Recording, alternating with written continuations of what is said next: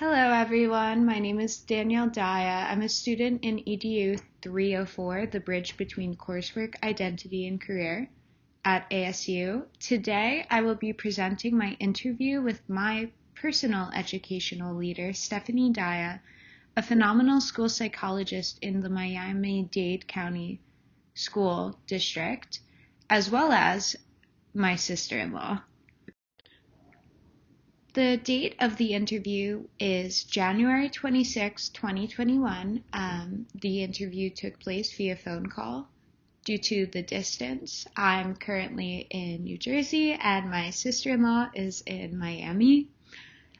She has an MA in school psychology and she currently practices in the Miami-Dade County schools.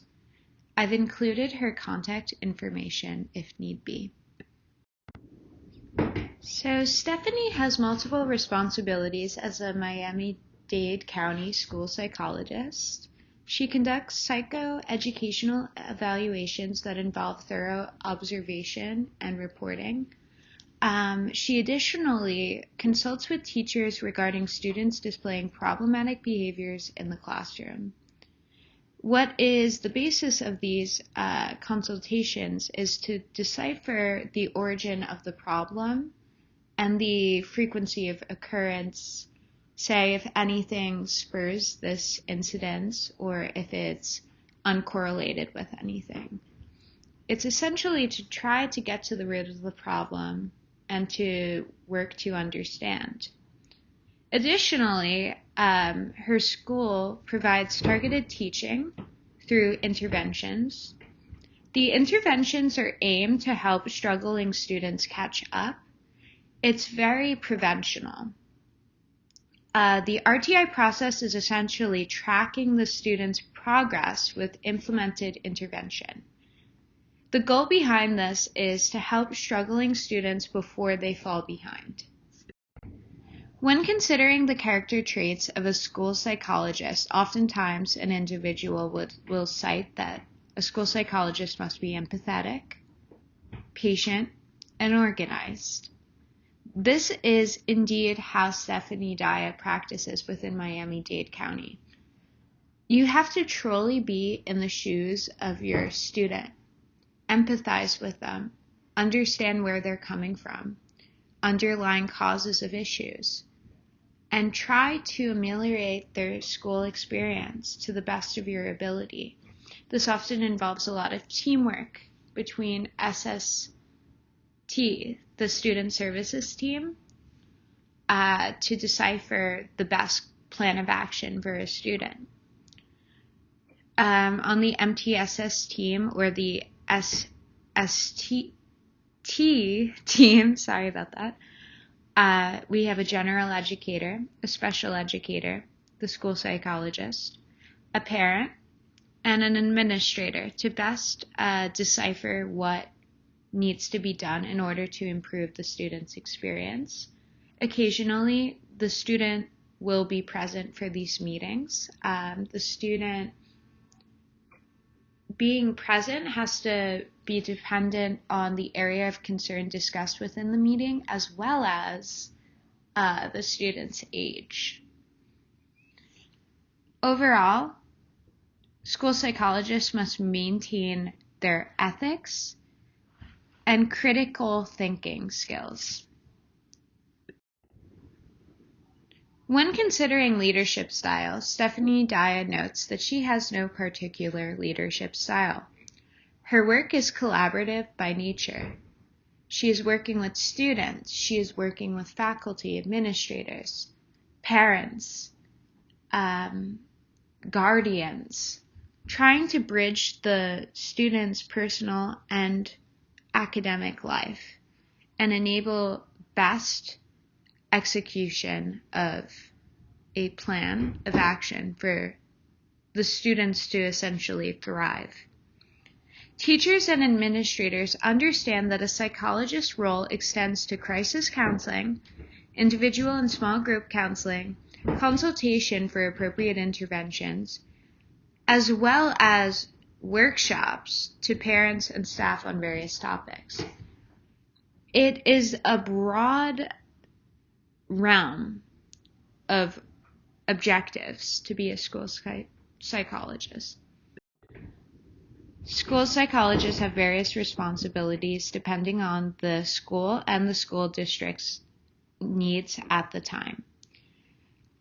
In almost every role, there is data collection and analysis required. You have to complete psychoeducational consultations by meeting with the students and watching as they complete various types of questions, observing how much time they're taking on these questions, if they're distracted, how are they engaging with the school material. When you complete these, then you will then go on to analyze how the student engaged with the material. Oftentimes, these kind of psychoeducational consultations are videotaped to understand body language as well. In the analysis, you will get a section that indicates the essential instructional supports to be added to the school for the student to best obtain success. So this could be like extra time on a test, a note taker, digital notes access, you name it. Stephanie also progress tracks her students through RTIs, response to intervention. RTIs are essential because you have to really see if the interventions implemented by the school were successful, and if they were not, what needs to be done. Back to the drawing board to figure out the root of the problem. She also offers special education services, crisis preparedness, response and recovery, prevention and intervention, and family school community collaboration, as well as academic mental health and behavioral interventions. There is a lot, but that is why these school psychologists are so important. They really help not just at the level of mental health, but also at schools' organization, how they're dealing with communicating with their faculty, with their students. There's a lot to be considered. In order to practice as a school psychologist in Miami-Dade County, you must have your state credentials as well as your national certification by the National School Psychology Certification Board, both of which Stephanie has. So I'd like to discuss within this slide 2 plans of action, although there were 5 listed on the website. First, for Florida in particular, it varies per state what is required of you. Stephanie practices in Florida, so for convenience sake, I will only discuss the 2 plans for Florida, and for brevity. So plan 1, a specialist or higher degree with a major in school psychology, including a year-long supervised school psychology internship in an elementary or secondary school. It's essential to have that experience in order to really get the gist of the work that is involved. That is actually how Stephanie knew she wanted to be a school psychologist, from her experience helping students in their local schools. Plan 2, completion of a graduate program in school psychology with 60 semester hours of graduate credit in school psychology, 3 semester hours in a supervised school psychology practicum, and 6 semester hours in a year-long supervised school psychology internship in an elementary or secondary school. This is essential. Stephanie uses data through the multi-tier system of supports, otherwise referred to as the MTSS for abbreviation, and essentially it's focused on supporting the whole child.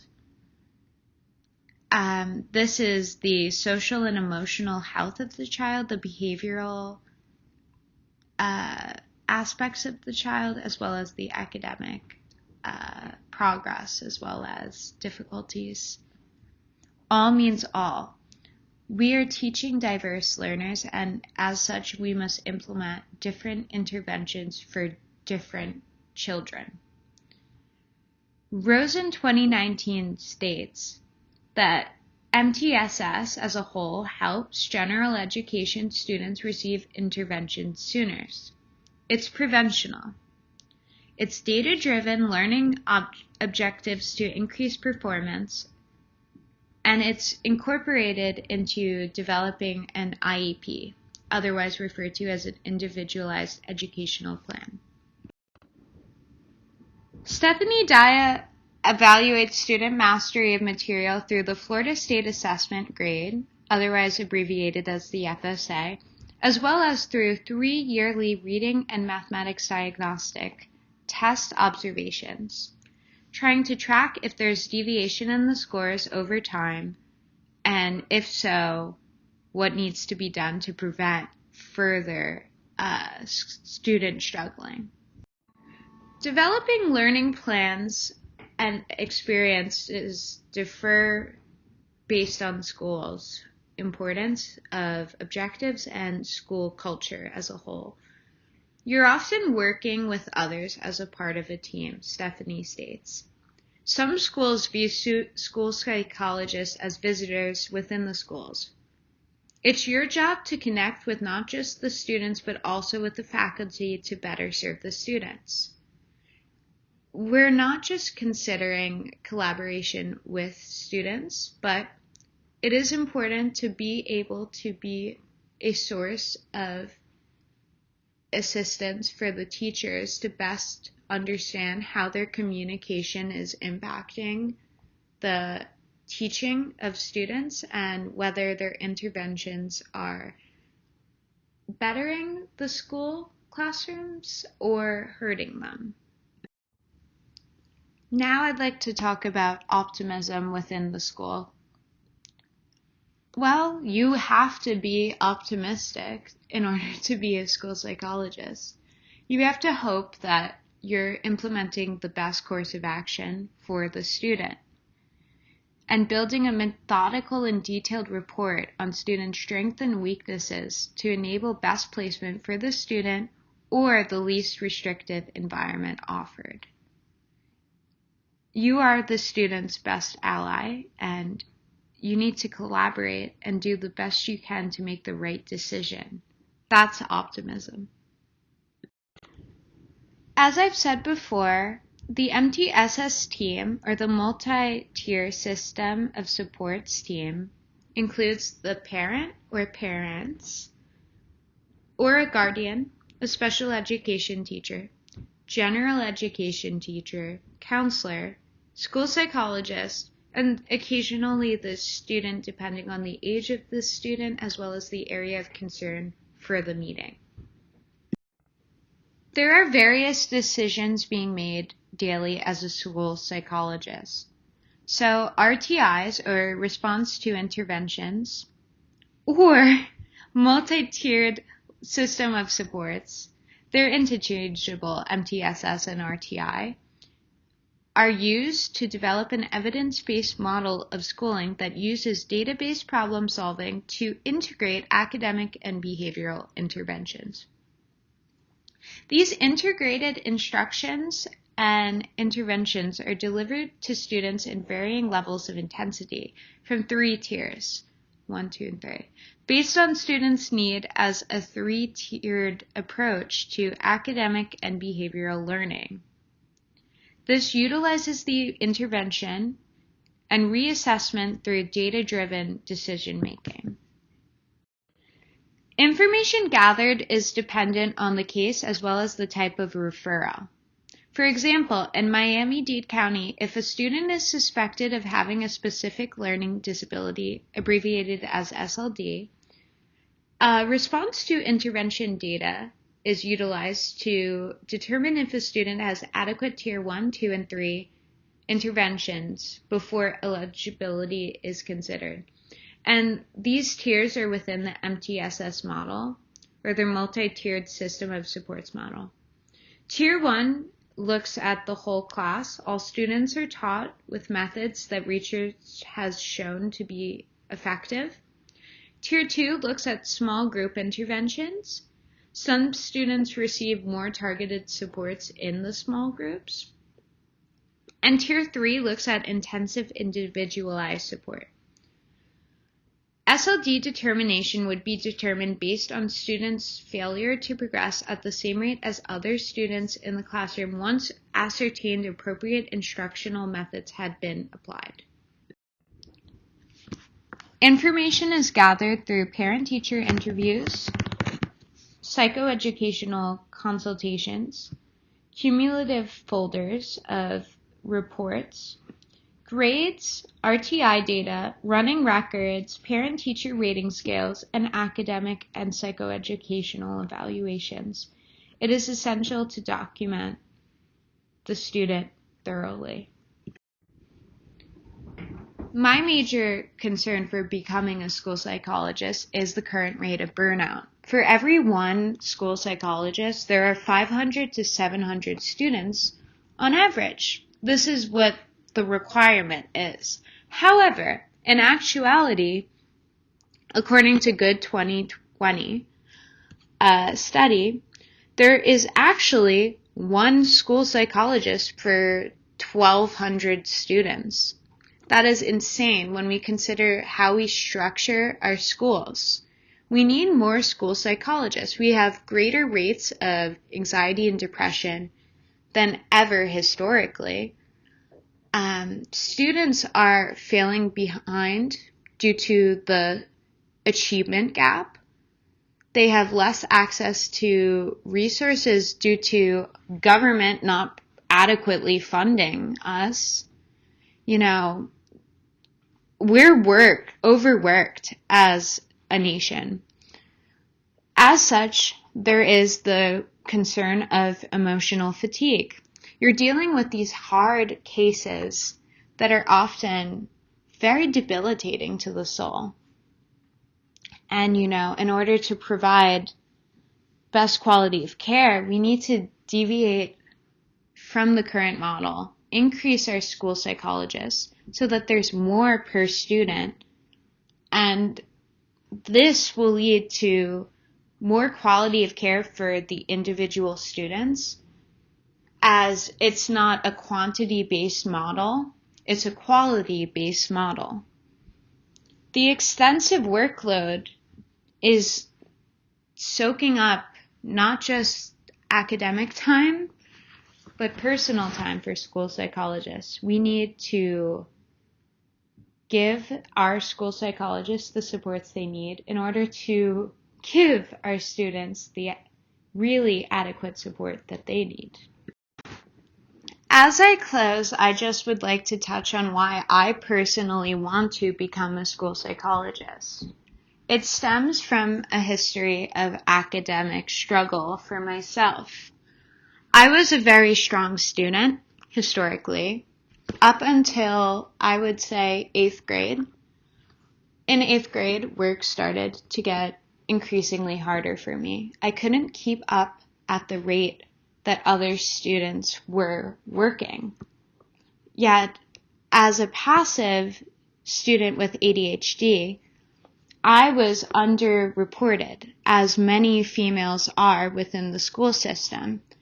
In fact, male students are overreported for ADHD. It is often women that are not reported and thus struggle as time goes on. And I did. I would put in many more hours of work on the weekends and weekdays than my fellow peers. I wasn't sleeping. I was falling asleep in class as a result. And, it really broke me. I felt like I, as a result, was not a strong student. I wasn't a smart student, which is completely inaccurate of who I am as a person. Once I received the supports necessary to succeed within a school environment, I achieved. And I'm proud to say that it's possible. However, I just want to make sure that this isn't occurring in any district for any student. I know that school funding varies.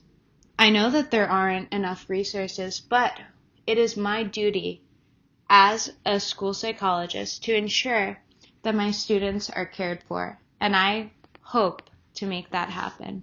Thank you so much.